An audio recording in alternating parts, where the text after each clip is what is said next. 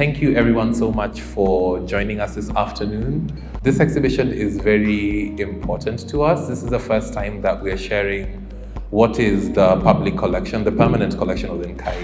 I describe the exhibition kind of as like a revisit towards what NCAI has put on the last few years. You see the works by Chilenge, you see some of the other featured artists that have come up over the last 2 years. But then you also understand maybe a little bit more of the journey that NCAI went through before it actually had a space. I'm seeing a lot of other artists first that I honestly didn't even know of, that are here and with really splendid work. And then there is the artists who were practicing in the 70s and the 80s, because where can you actually see that work? Exhibiting at NCAI is a very big opportunity, and especially getting to see people, how they interact with the artwork and how they see it, because normally I usually see it from my perspective, and at least here I can see it from the audience's perspective. So it's really interesting to have the artwork here, and I'm honored. I would describe this exhibition as enriching and encouraging, because it shows me how art lives for, it can even live longer than someone is alive. So that's been really encouraging for me to see.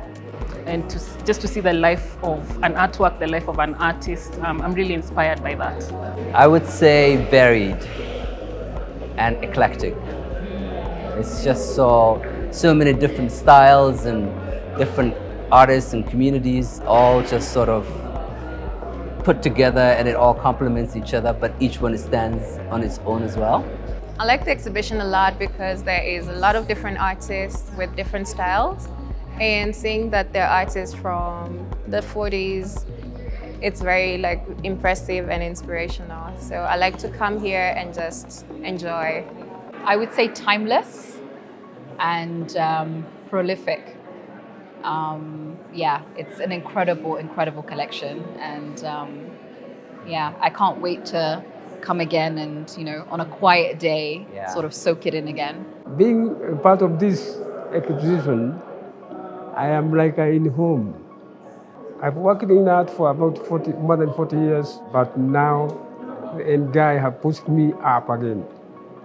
So I wanted to retire, but I want to retire now. The vision is building a permanent collection as an institution is to have a body and a collection of work that represents the evolution of art making in the region, that tells the stories of the different artists that have come through, those who've come before us, the history that we're building in, the history that we're responding to.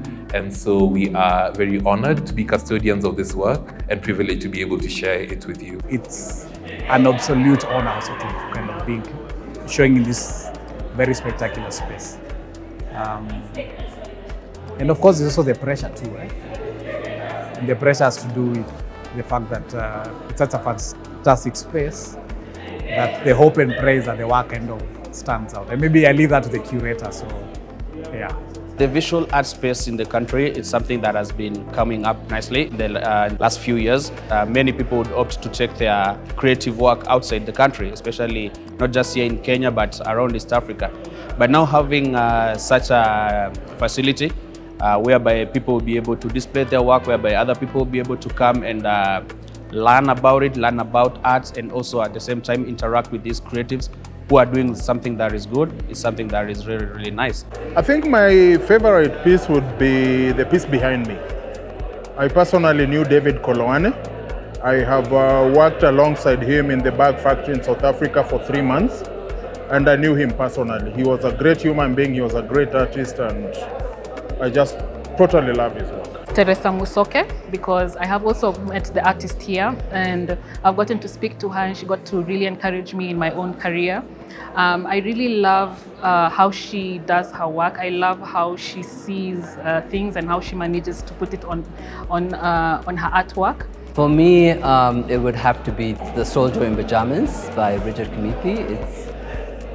As soon as I saw it, it almost just made me stop and have a really long look at it. This piece right here, there's just so much to indulge in, and I feel like I'm gonna be back again just to look at it and peel the layers.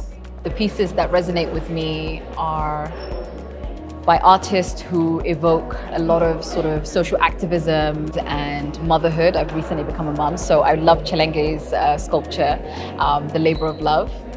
And I've seen it before, but every time I see it, I get something different from it. And Peterson's piece, The Chief Qadi, there's a lot to say about this piece, and I'm looking forward to speaking to the artist so that we can deconstruct it and have conversations about it. I hope that as many people in this city can come and experience this, because we often don't have private collections or even collections that are accessible to the public. That NCAI is actually able to go through this extraordinary effort to put this out in the public should be something that Nairobians should easily identify with.